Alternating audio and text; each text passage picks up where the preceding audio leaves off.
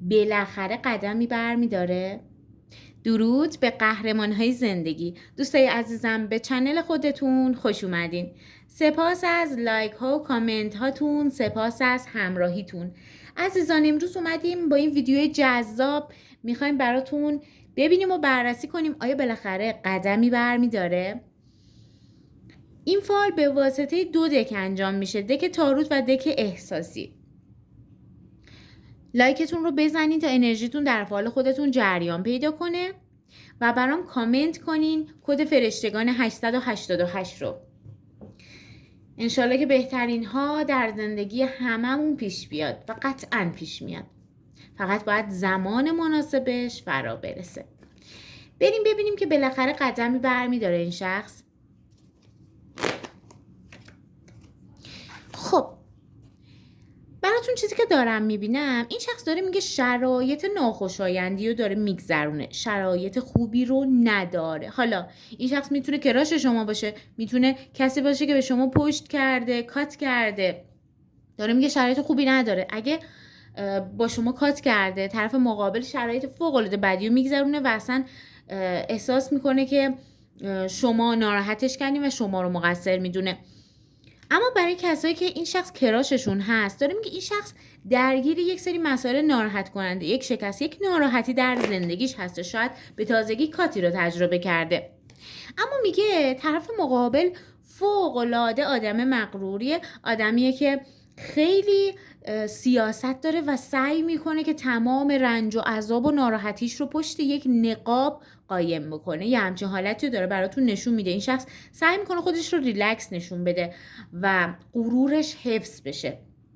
با حفظ غرورش حالا تلاش های ممکنه که داشته باشه. ببینیم بقیه کارتا چی میگن. بله، داره میگه این شخص بعد از گذر یک دوره که آروم تر بشه، 100% در یک وعده آینده یک سری تغییر و تحولات، یک خبر، یک پیشنهاد، یک شروع از سمتش میتونین داشته باشین. حتی انگار به خودش این اجازه رو بده که بله یک شروع داشته باشم. دیگه آروم میشه، آب از آسیاب میفته و ترجیح میده که یک شروع داشته باشه. نیت ما این بود که آیا قدمی به سمت شما برمیداره؟ میگه بله، 100% قدمی به سمت شما برداشته میشه. قدمی که خیلی عالی افتاده و باعث خوشحالی میشه. ممکنه توی یک جمع کاری باشه، ممکنه توی یک جمع دوستانه باشه. بالاخره یک بهانه پیدا میکنه تا به شما نزدیک بشه. یه وعده آینده، یه روز، یه هفته، 1، 11، نهایتا 1 ماه رو میگه. میتونه یک شنبه باشه یا ساعت 1 باشه. داره میگه 100% معجزه در این نیت وجود داره. انگار کائنات همراه شما در این نیت هستش تا این شخص قدمی برداره. براتون چیزی که داره نشون میده 4 عنصر در این موضوع دخیل هستش. ممکنه که حالا شما نظری کردی، خواسته ای داشتی، با خدای خودت صحبتی کردی. میگه 100% یک سری انرژی ها پشت این نیت وجود داره و داره میگه این شخص تصمیمش رو میگیره و قطعاً قدم مد نظر رو برمیداره. خب داره میگه این شخص به جز شما به گزینه دیگه هم فکر میکنه. گاهی وقتا حتی شما رو مقایسه میکنه و براش انتخاب سخت میشه.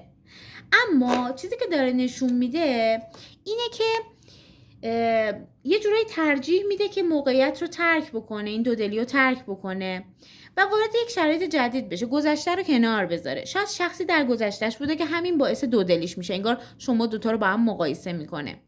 میگه میخواد این شرایط رو ترک بکنه و به این فکر میکنه که شما با بقیه فرق دارین. شما یک سری ویژگی و خصلت‌های خاص دارین. شما رو سوای از بقیه میدونه. نگاه کن، اینجا شما رو جدا کرده و گاهی به شما و بقیه فکر میکنه، اما فکر میکنه شما با بقیه متفاوت هستین. یه همچین حالتی داره اینجا براتون نشون میده که شما رو از بقیه جدا کرده. ببین قشنگ اینو داره نشون میده. کارت بعدی بهتون چی میگه؟ کارت بعدی بله داره از سرزندگی، خبرهای خوب. کارتیه که فرشته در سور میدمه و مردگان زنده میشن. گاهی وقتا به دل مرده اشاره میکنه، دل مردگی که میگه برطرف میشه.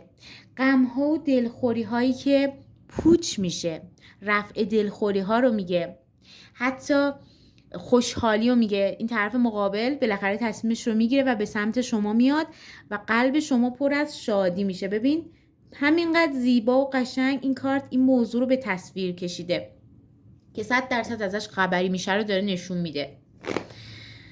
خب چیزی که داره نشون میده میگه قدم برداشته میشه، ولی بچه ها یک سری خلاها وجود داره.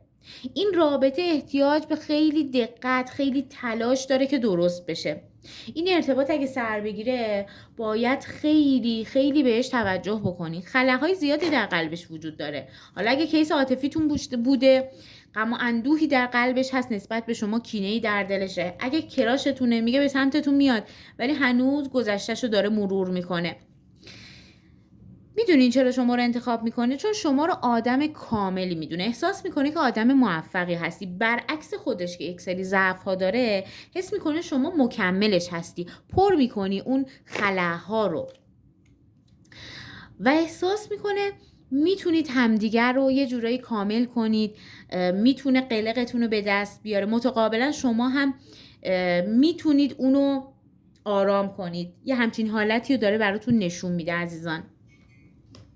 ببینیم که کارتای احساسش چی میگه، حس و حالش بهتون چی میگه.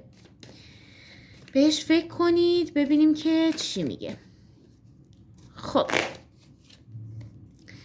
میگه تو برای من به معنی دنیا هستی. من هرگز نمیخواستم به تو صدمه بزنم.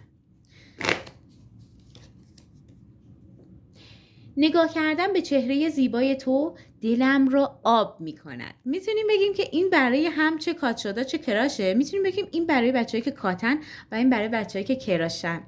جالب بود. کارت بعدی چی میگه؟ میگه من هنوز امیدوار هستم که بتونیم همه چیز رو حل کنیم. خب امید به آینده خوبه، اینکه همه چیز درست بشه. کارت بعدی چی میگه؟